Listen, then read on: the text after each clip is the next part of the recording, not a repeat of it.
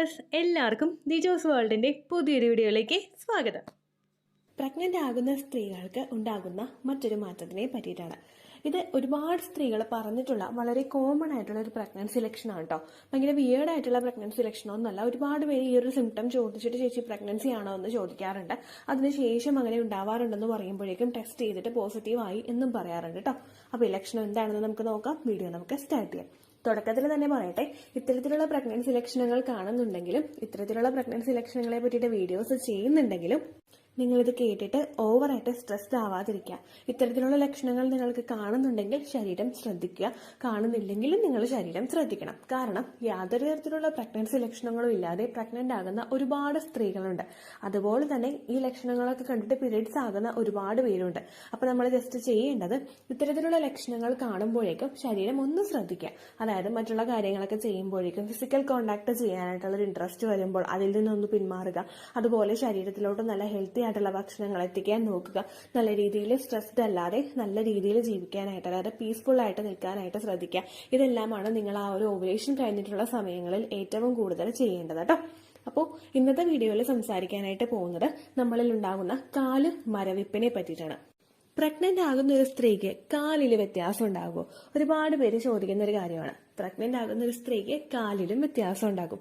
Pregnancy നമ്മുടെ തല മുതൽ നമ്മുടെ പാദം വരെയുള്ള ഭാഗങ്ങളിൽ നമുക്ക് ചേഞ്ചസ് കൊണ്ടുവന്നു തരും. ഈവൻ നമ്മുടെ തലമുടിയിൽ വരെ പ്രഗ്നന്റ് ആകുമ്പോൾ അതിനുള്ള ചേഞ്ചസ് നമുക്ക് കാണാനായിട്ട് സാധിക്കാറുണ്ട് കേട്ടോ. ഇവിടെ പ്രഗ്നന്റ് ആകുന്ന സമയത്ത് നമുക്ക് കാലില് മരവിപ്പ് അനുഭവപ്പെടാറുണ്ട്. കാലിലെ മരവിപ്പ് നമ്മുടെ ഈ ഇത്ര വരെയുള്ള ഒരു ജീവിത ലൈഫിൽ നമ്മൾ എപ്പോഴെങ്കിലും ഫീൽ ചെയ്തിട്ടുള്ള ഒന്നായിരിക്കും കാലിൽ മരവിപ്പ് ഉണ്ടാകുന്നത്. അതായത് നമുക്ക് യാതൊരു തരത്തിലുള്ള സെൻസേഷനും കാലിൽ കിട്ടാതെ വരിക, ടച്ച് ചെയ്യുമ്പോൾ അറിയാതെ വരിക, അല്ലെങ്കിൽ നമ്മൾ നടക്കുമ്പോഴേക്കും നമുക്ക് ഒരുപാട് പെയിൻ ഉണ്ടാവുക. ഇങ്ങനെയുള്ള ബുദ്ധിമുട്ടുകളൊക്കെ നമുക്ക് ഈ കാലിൽ മരവിപ്പ് ഉണ്ടാകുമ്പോഴേക്കും അനുഭവപ്പെടാറുണ്ട്. ഇതിലുണ്ടാകുന്ന റീസൺസ് എന്തൊക്കെയാണെന്ന് നമുക്ക് ആദ്യം തന്നെ നോക്കാം. ഏറ്റവും ആദ്യത്തെ എന്ന് പറയുന്നത് ഹോർമോൺ ചേഞ്ചസ് ആണ്. പ്രഗ്നന്റ് ആകുന്ന സമയത്ത് നമ്മളിൽ ഉണ്ടാകുന്ന ഹോർമോണൽ വ്യതിയാനങ്ങൾ കൊണ്ട് നമുക്ക് കാലിൽ ഇങ്ങനെ മരവിപ്പ് അനുഭവപ്പെടാം. രണ്ടാമത്തെ ഒരു റീസൺ എന്ന് പറയുന്നത് നമ്മൾ പ്രഗ്നൻസി ആകുമ്പോഴേക്കും നമ്മളിൽ പ്രൊഡ്യൂസ് ആകുന്ന റിലാക്സിൻ എന്ന് പറയുന്ന ഒരു ഹോർമോണാണ്. ഈ റിലാക്സിൻ ഹോർമോൺ നമ്മുടെ ശരീരത്തിൽ ഓൾറെഡി ഉള്ള ഒരു ഹോർമോണാണ്. പക്ഷെ പ്രഗ്നന്റ് ആകുന്ന സമയത്ത് റിലാക്സിൻ ഹോർമോണിന്റെ അളവ് കൂടാറുണ്ട്. ഇങ്ങനെ കൂടാനായിട്ടുള്ള കാരണം നമ്മുടെ മസിൽസിന്, നമ്മുടെ ജോയിന്റ്സിന് ഒക്കെ ഒന്ന് സ്ട്രെച്ച് ആകാൻ വേണ്ടിയിട്ടുള്ള ഒരു കപ്പാസിറ്റി കൊടുക്കുന്നത്, അല്ലെങ്കിൽ സ്ട്രെച്ച് ആവാനായിട്ടുള്ള ഒരു എൻവയോൺമെന്റ് നമ്മളുടെ ശരീരത്തിൽ ഉണ്ടാക്കിയെടുക്കുന്നത് റിലാക്സിൻ എന്ന് പറയുന്ന ഹോർമോണാണ്. ഈ ഹോർമോൺ ഉണ്ടാകുമ്പോഴേക്കും ഇതിങ്ങനെ ഇൻക്രീസ് ആയി വരുമ്പോഴേക്കും നമ്മുടെ മസിൽസിലെ, ജോയിന്റ്സിലെ, അതുപോലെ നമ്മുടെ ഇടുപ്പില് ഒക്കെ നമുക്ക് വേദന അനുഭവപ്പെടാനായിട്ട് സാധ്യതയുണ്ട്. സെയിം ഇതേ രീതിക്ക് തന്നെ റിലാക്സിൻ ഹോർമോൺ പ്രൊഡ്യൂസ് ആകുമ്പോഴേക്കും നമുക്ക് ഇത്തരത്തിലുള്ള കാലില് മരവിപ്പ് അനുഭവപ്പെടാനായിട്ട് സാധ്യതകളുണ്ട് കേട്ടോ. അടുത്തൊരു റീസൺ എന്ന് പറയുന്നത് കാർപ്പൽ ടണൽ സിൻഡ്രോം ആണ്. നമ്മുടെ കൈയുടെ ഒരു മരവിപ്പിനെ പറ്റിയിട്ട് വീഡിയോ ചെയ്തപ്പോഴേക്കും ഞാൻ ഈ ഒരു കാര്യത്തെ പറ്റിയിട്ട് ഡീറ്റെയിൽ ആയിട്ട് പറഞ്ഞിട്ടുണ്ടായിരുന്നു. നിങ്ങൾ കാണണമെന്നുണ്ടെങ്കിൽ ദിജോസ് വേൾഡ് കാർപ്പൽ ടണൽ സിൻഡ്രോം എന്ന് നിങ്ങൾ ടൈപ്പ് ചെയ്ത് നോക്കാം കേട്ടോ. നമ്മുടെ ശരീരത്തിലെ എക്സസ് ആയിട്ടുള്ള ഒരു ബ്ലഡ് സർക്കുലേഷൻ വേണ്ടി വരുന്ന സമയത്ത് ഇതിന്റെ ഭാഗമായിട്ട്, ആ ബ്ലഡ് സർക്കുലേഷൻ കൂടുന്നതിന്റെ ഭാഗമായിട്ട് നമുക്ക് കൈക്കും അതുപോലെ തന്നെ കാലിനും ഒക്കെ നമുക്ക് മരവിപ്പ് അനുഭവപ്പെടാം കേട്ടോ. ഈ മരവിപ്പ് നമുക്ക് കൈക്കും കാലിനും മാത്രമല്ല, ചിലർക്ക് അവരുടെ ഫിംഗേഴ്സിലും അനുഭവപ്പെടാനായിട്ട് സാധ്യതയുണ്ട് കേട്ടോ. അടുത്തൊരു റീസൺ എന്ന് പറയുന്നത് നമ്മൾ അനീമിക് ആവുമ്പോഴാണ്. അനീമിക് എന്ന് പറയുന്നത് നമ്മളുടെ ശരീരത്തിൽ അയണിന്റെ ഡെഫിഷ്യൻസീസ് കൂടുതലായിട്ട് വരിക. നമ്മൾ പ്രഗ്നന്റ് ആകുന്ന സമയത്ത് ആ കുഞ്ഞിനെ പ്രൊട്ടക്ട് ചെയ്യാൻ വേണ്ടിയിട്ട് കുഞ്ഞിന് ഒരുപാട് ന്യൂട്രിയൻസ് ആവശ്യമുണ്ട്. ഇതിന്റെ ന്യൂട്രിയൻസ് ഒക്കെ നമുക്ക് കൃത്യമായിട്ട് ശരീരത്തിലെ കുഞ്ഞിനെ കൊടുക്കാനായിട്ട് പറ്റുന്നില്ല എങ്കിൽ ശരീരം തന്നെ നമുക്ക് ഓരോ ലക്ഷണങ്ങൾ കാണിച്ചു തന്നുകൊണ്ടിരിക്കും. ഇങ്ങനെ അയണിന്റെ ഡെഫിഷ്യൻസീസ് നമുക്ക് ഉണ്ടാകുമ്പോഴേക്കും ഇത്തരത്തിലെ ഇങ്ങനെയുള്ള ബുദ്ധിമുട്ടുകൾ നമുക്ക് കാലിൽ മരവിപ്പ് കൂടുതലായിട്ട് അനുഭവപ്പെടാൻ സാധ്യതയുണ്ട് കേട്ടോ. അടുത്തൊരു റീസൺ എന്ന് പറയുന്നത് വെയിറ്റ് ഗെയിൻ ആണ്. നമ്മൾ പ്രഗ്നന്റ് ആകുന്ന സമയത്ത് നമ്മൾ പോലും അറിയാതെ ചിലപ്പോൾ വെയിറ്റ് കൂടാനായിട്ട് സാധ്യതയുണ്ട്. നമുക്ക് കൂടുതൽ ന്യൂട്രിയൻസ് വേണ്ടി വരുമ്പോഴേക്കും നമ്മൾ കൂടുതൽ വിശപ്പ് നമുക്ക് അനുഭവപ്പെടും. ഈ വിശപ്പ് നമുക്ക് ഉണ്ടാകുമ്പോഴേക്കും നമ്മൾ ഭക്ഷണം കഴിക്കാനായിട്ട് തുടങ്ങും. അങ്ങനെ കഴിക്കാനായിട്ട് തുടങ്ങുമ്പോഴേക്കും നമുക്ക് വെയിറ്റ് ഗെയിൻ ഓൾറെഡി നമുക്ക് അനുഭവപ്പെടും. ഇങ്ങനെയുള്ള വെയിറ്റ് ഗെയിൻ മൂലവും നമുക്ക് ബുദ്ധിമുട്ടുകൾ അനുഭവപ്പെടാം. വെയിറ്റ് കൂടുതലായിട്ട് വരുമ്പോഴേക്കും നമ്മുടെ കാലിന് ആ ഒരു വെയിറ്റിനെ താങ്ങാനായിട്ടുള്ള കപ്പാസിറ്റി ഉണ്ടാവണമെന്നില്ല. അങ്ങനെ വരുമ്പോഴേക്കും നമുക്ക് കാലിലെ ഞരമ്പ് ആ ഭാഗങ്ങളിലൊക്കെ നമുക്ക് മരവിപ്പ് അനുഭവപ്പെടാം കേട്ടോ.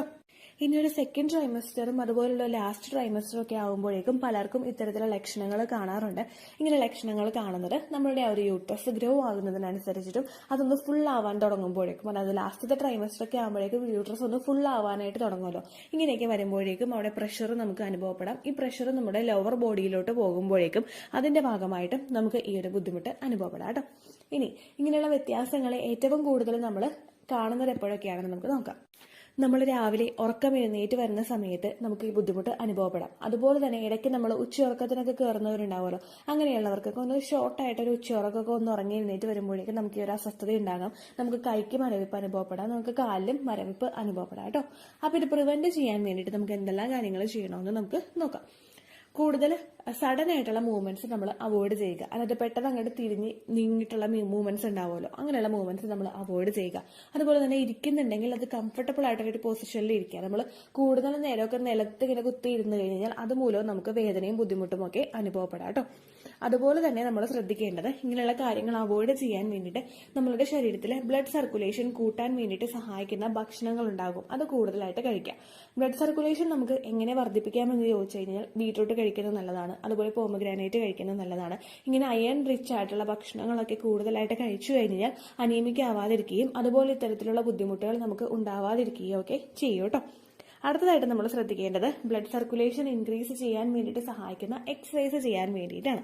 ബ്ലഡ് സർക്കുലേഷൻ നമുക്ക് ഇൻക്രീസ് ചെയ്യണമെങ്കിൽ നമ്മൾ ചെയ്യേണ്ട എക്സസൈസ് എന്ന് പറയുന്നത് leg up the wall exercise, butterfly exercise, അതുപോലെ ബ്രീത്തിങ് എക്സസൈസ്, ഇങ്ങനെയുള്ള കാര്യങ്ങളൊക്കെ നമ്മൾ ചെയ്യുന്നത് ആ ഒരു ബ്ലഡ് സർക്കുലേഷൻ നമ്മളുടെ ശരീരത്തിലെ ഓരോ ഭാഗങ്ങളിലോട്ടും എത്തുന്നതിന് വേണ്ടിയിട്ട് സഹായിക്കുന്നുണ്ട് കേട്ടോ. അതുപോലെ തന്നെ ഓവുലേഷൻ കഴിഞ്ഞിട്ടുള്ള സമയങ്ങളിൽ നമ്മൾ ചെറുതായിട്ടൊക്കെ വാക്കിംഗ് ചെയ്യുന്നത് നല്ലതാണ്. നമ്മൾ ഒരുപാട് ലേസി ആയിട്ടുള്ള വാക്കിംഗ് അല്ലാണ്ട് ഒന്ന് കൈയൊക്കെ ഒന്ന് അനങ്ങിയിട്ടുള്ള രീതിക്ക് നമ്മൾ വാക്കിംഗ് ചെയ്യുന്നതും നമ്മളുടെ ശരീരത്തിലെ ഓരോ ഭാഗങ്ങളിലോട്ടും ബ്ലഡ് സർക്കുലേഷൻ എത്തുന്നതിന് വേണ്ടിയിട്ട് സഹായിക്കുന്നു. നമ്മൾ ബ്ലഡ് സർക്കുലേഷൻ ഒരുപാട് പറഞ്ഞാലും ഇതിന് അതിൻ്റെതായിട്ടുള്ള ഒരു ഇമ്പോർട്ടൻസ് നമ്മുടെ ലൈഫിലുണ്ട്. പ്രഗ്നൻസിയുടെ സമയത്താണെങ്കിലും അതിന് മുമ്പുള്ള സമയത്താണെങ്കിലും ഈ ബ്ലഡ് സർക്കുലേഷൻ ശരീരത്തിൽ കൂടുന്നതിന് അതിൻ്റെതായിട്ടുള്ള ഇമ്പോർട്ടൻസ് ഉണ്ട്. ഇത് നമ്മൾ ഇപ്പോഴേ ശ്രദ്ധിച്ചു കഴിഞ്ഞാൽ പ്രഗ്നന്റ് ആകുന്ന സമയത്ത് നമുക്കുണ്ടാകുന്ന ഒരുപാട് ലക്ഷണങ്ങൾ, നമുക്ക് ഒരിക്കലും നമുക്ക് ഒരുപാട് ബുദ്ധിമുട്ടുകൾ ഉണ്ടാകുന്ന, ഇറിറ്റേഷൻസ് ഉണ്ടാകുന്ന ഒരുപാട് ലക്ഷണങ്ങളുണ്ട്. ആ ലക്ഷണങ്ങളെയൊക്കെ ഒന്ന് കൺട്രോൾ ചെയ്യാൻ വേണ്ടിയിട്ട് നമ്മൾ ഇപ്പോൾ മുതൽ തന്നെ ഇതെല്ലാം ചെയ്യുന്നത് നമ്മളെ ഹെൽപ്പ് ചെയ്യും കേട്ടോ. അടുത്തതായിട്ട് നിങ്ങൾ ശ്രദ്ധിക്കേണ്ടത് കൂടുതൽ വെയിറ്റ് ലിഫ്റ്റ് ചെയ്യാതിരിക്കുക. നമ്മൾ ഒരുപാട് വെയിറ്റുള്ള സാധനങ്ങൾ ഓവുലേഷൻ കഴിഞ്ഞതിന് ശേഷമൊക്കെ എടുക്കുന്നത് നമ്മളിൽ ഒരുപാട് ബുദ്ധിമുട്ടുകൾ ഉണ്ടാകുന്നതിന് കാരണമാകുന്നു. നമ്മൾ കുമ്പിട്ട് നിവർന്ന് ഒരുപാട് വെയിറ്റുള്ള സാധനങ്ങളൊക്കെ എടുത്തു കഴിഞ്ഞാൽ അത് പലരിലും അവരുടെ ബുദ്ധിമുട്ടുകൾ ശരീരത്തിൽ ഉണ്ടാകുന്നതിന് കാരണമാകുന്നു. ചിലർക്കൊക്കെ പ്രഗ്നൻസി നഷ്ടമാകുന്നതിന് വരെ ഇത് കാരണമാകുന്നുണ്ട് കേട്ടോ. അപ്പോൾ അങ്ങനെയുള്ള കാര്യങ്ങൾ നിങ്ങൾ ശ്രദ്ധിക്കുക. അതുപോലെ തന്നെ ധാരാളം വെള്ളവും കൂടി കുടിക്കുക. വെള്ളം കുടിക്കുമ്പോഴേക്കും നമ്മളുടെ ശരീരത്തിൽ ബ്ലഡ് സർക്കുലേഷൻ വർദ്ധിപ്പിക്കുന്നതിന് വേണ്ടിയിട്ടും അത് ഹെൽപ്പ്. ഇത്രയേ ഉള്ളൂ വീഡിയോ. യൂസ്ഫുൾ ആയി കാണുമെന്ന് വിശ്വസിക്കുന്നു. യൂസ്ഫുൾ ആവുന്നുണ്ടെങ്കിൽ ലൈക്ക് ചെയ്യുക, ഫ്രണ്ട്സിനൊക്കെ ഷെയർ ചെയ്ത് കൊടുക്കുക കേട്ടോ. എന്തെങ്കിലും സംശയം ഉണ്ടെങ്കിൽ നിങ്ങൾ കമൻസിൽ ചോദിക്കുക.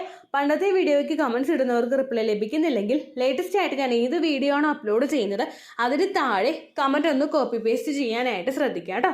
അതുപോലെ ഓവുലേഷൻ ഡേറ്റ് കാൽക്കുലേറ്റ് ചെയ്ത് തരാനായിട്ട് റിക്വസ്റ്റ് ചെയ്യുന്ന ആളുകൾ എത്രയാണോ സൈക്കിൾ ലെങ്ത് അത് മെൻഷൻ ചെയ്യാനായിട്ട് ശ്രദ്ധിക്കുക.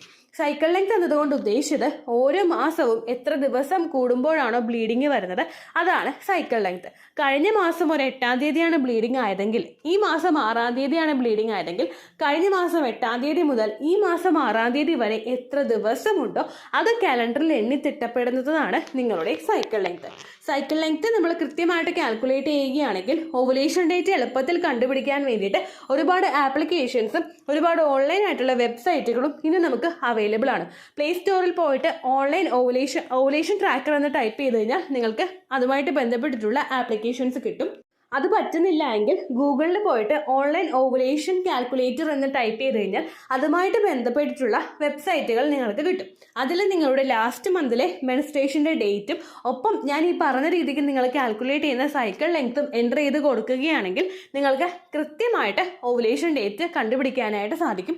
ഫെർട്ടൈൽ ടൈം പീരീഡും നിങ്ങൾക്ക് കിട്ടും. അതായത് എത്ര ദിവസം മുതൽ കോൺടാക്ട് ചെയ്ത് തുടങ്ങിക്കഴിഞ്ഞാൽ നിങ്ങൾ പ്രഗ്നൻ്റ് ആകും എന്നുള്ളൊരു ഡേറ്റും നിങ്ങൾക്ക് പ്രോപ്പറായിട്ട് കിട്ടും കേട്ടോ. ഇത് കാൽക്കുലേറ്റ് ചെയ്യുന്ന സമയത്ത് സൈക്കിൾ ലെങ്ത് കാൽക്കുലേറ്റ് ചെയ്യുന്ന സമയത്ത് നിങ്ങളുടെ ആ ഒരു കലണ്ടറിൽ നോക്കി തന്നെ നിങ്ങൾ കാൽക്കുലേറ്റ് ചെയ്യുക. പല മാസങ്ങളിലും 30-31 ദിവസമുണ്ട്, അതുകൊണ്ടാണ് അങ്ങനെ പറഞ്ഞത്. ഒപ്പം നിങ്ങൾക്ക് ബ്ലീഡിങ് തുടങ്ങിയ ദിവസത്തിന് വേണം നിങ്ങൾ ഡേ 1 ആയിട്ട് എടുക്കാൻ വേണ്ടിയിട്ട്. സ്പോട്ടിങ് തുടങ്ങിയ ദിവസത്തിനെ, അതായത് ചെറുതായിട്ട് ഡിസ്ചാർജ് പോയി തുടങ്ങിയ ദിവസത്തിനെ നിങ്ങൾ കൺസിഡർ ചെയ്യേണ്ട ആവശ്യം ഇല്ല കേട്ടോ. അപ്പോൾ ഇത്രയേ ഉള്ളൂ വീഡിയോ. അടുത്തൊരു വീഡിയോ ആയിട്ട് നമുക്ക് വീണ്ടും കാണാം. ബൈ.